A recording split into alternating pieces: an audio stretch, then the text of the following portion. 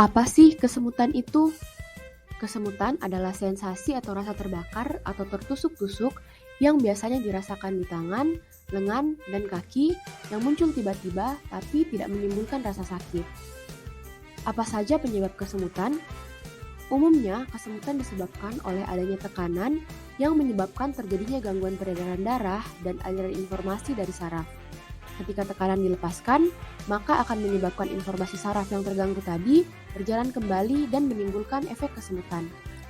Yang kedua, kekurangan vitamin B12 dan penyakit lain yang mempengaruhi persyarafan seperti diabetes mellitus dan hipertensi. Apa saja faktor risiko kesemutan? Yang pertama adalah pekerjaan yang intensitasnya lama dan berulang-ulang. Yang kedua, nutrisi seperti terlalu banyak mengkonsumsi alkohol dan kurang mengkonsumsi vitamin B12. Dan yang ketiga, faktor risiko lain yang berhubungan dengan penyakit seperti gula darah tinggi, obesitas, tekanan darah tinggi, kehamilan, dan kemoterapi. Apa penyakit lain yang berhubungan dengan kesemutan?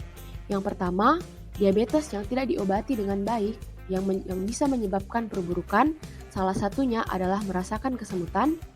Yang kedua, kerusakan saraf. Yang ketiga, saraf terjepit. Yang keempat, rendahnya hormon tiroid yang dimana diketahui bahwa hormon tiroid ini sangat berpengaruh terhadap perkembangan saraf.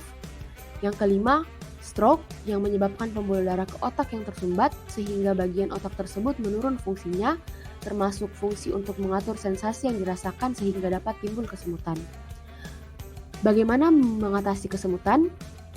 Secara umum, untuk kesemutan yang normal, kita perlu membebaskan tekanan.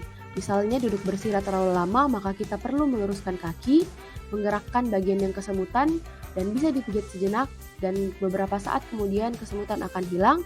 Dan bila terlalu cepat kesemutan, mungkin saja saraf kita terganggu sehingga kita perlu mengkonsumsi vitamin yang kaya akan vitamin B12 seperti susu, keju, daging, telur, dan ikan.